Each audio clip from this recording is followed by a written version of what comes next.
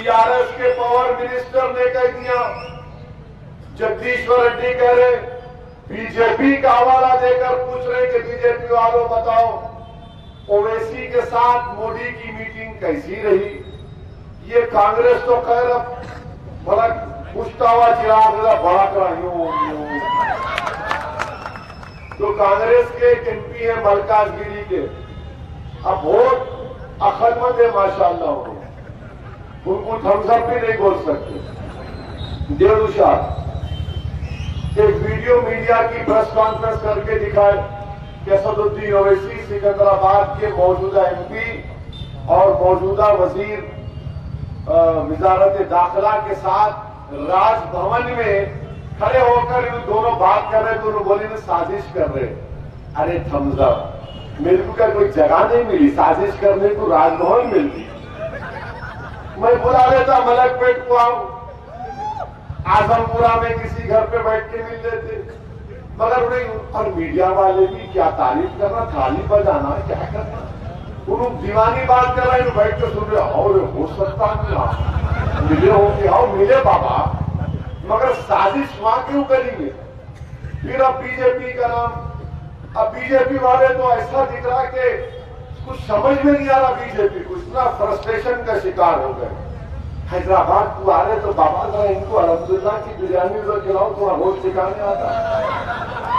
अरे information broadcasting minister आ रहे, आके बोल रहे मजलिस कोर्ट दिए तो टीआरएस को फायदा होता, मजलिस कोर्ट दिए तो कांग्रेस को फायदा होता। बीजेपी के लोग बोल रहे हैदराबाद में 30,000 40,000 रोहिंग्या है वोटर लिस्ट में नाम है, वो असदुद्दीन ओवैसी जिना बन गए। मजलिस कोर्ट देना मुल्क के मुफाद में नहीं है, मजलिस रैपिड इस्लामिज्म को प्रमोट करती, मजलिस रेडिकलाइजेशन को प्रमोट करती। आप बल्दिया का इलेक्शन है, दिखाने को कुछ नहीं है तो किसको दिखा रहे, एक मियां भाई को दूल्हे भाई को दिखा रहे। गुफ्तगू की शुरुआत मजलिस से और खत्म होती है आपके खादिम के ऊपर। मेरे भाई दाढ़ी वाइट हो गई, ये मेरी उम्र दरियाफ्ती की नहीं है, समझो बात को। खामखा मेरे पीछे पड़े हुए तुम लोग।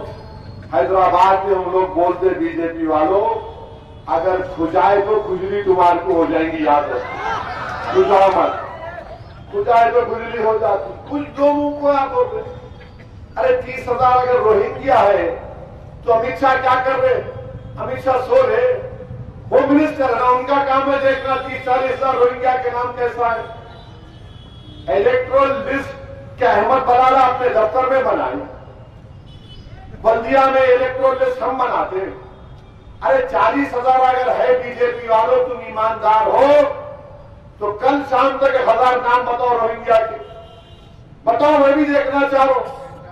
मगर नफरत पैदा करना इनका मकसद है।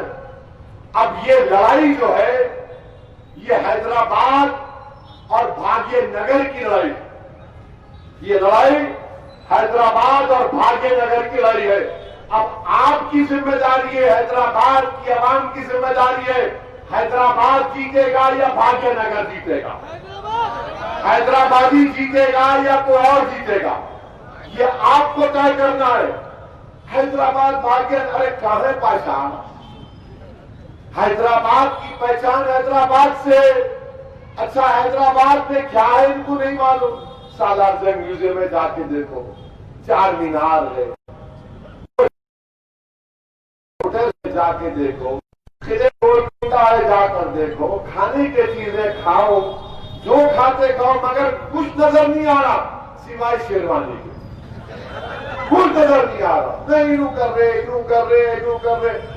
अब रोज दिल्ली से कोई ना कोई पैराशूट से उतर रहा, उधर देखी मीडिया के सामने बैठ के शुरू हो रहा, इन ऐसा अरे तुम ये तकलीफ कहां हो गई मोदी को, बीजेपी को। मैं ये पूछा 2019 से अब तक आप हैदराबाद की तरफ के लिए कितना पैसा दिए, बता दो ना भाई। पूरा सैलाब आया, पानी आया, लाखों करोड़ों रुपए का नुकसान हुआ हैदराबाद का, रंगारेड्डी के इलाकों का, आपने क्या पैसा दिया बताओ। आप एक जवाब नहीं देते। मरकज की टीम आई हाफिज बाबा नगर के पास, रोक कर मैं उनको बताया कि गवर्नमेंट का जियो है, अगर आपकी मोदी हुकूमत जीएचएमसी को, हैदराबाद को पैसा देगी तो आज जो 10,000 रुपए के लोग तकलीफ उठा रहे ना, एक एक आदमी को अगर मोदी की हुकूमत पैसा देती तो 10,000 की जगह 80,000 से 1,00,000 रुपया मिलता था गरीबों को। 10,000 रुपये में 80,000 से 1,00,000। इनके पास जवाब ही नहीं है। मैं जब ये पूछता हूं तो नहीं लू जी ना इनू खुदा, अरे मैं कुछ भी होऊंगा, मैं अच्छा या बुरा, मैं याद रख लो आपके दरमियान में खड़ा रहकर कह रहा हूं, मैं जो काम कर रहा हूं किसी को खुश करने के लिए नहीं कर रहा हूं। मैं जो काम कर रहा हूं मखलूक को खुश करने के लिए नहीं कर रहा हूं। मैं जो काम कर रहा हूं किसी इख्तिदार की कुर्सियों पर बैठने वालों के डर से नहीं कर रहा हूं।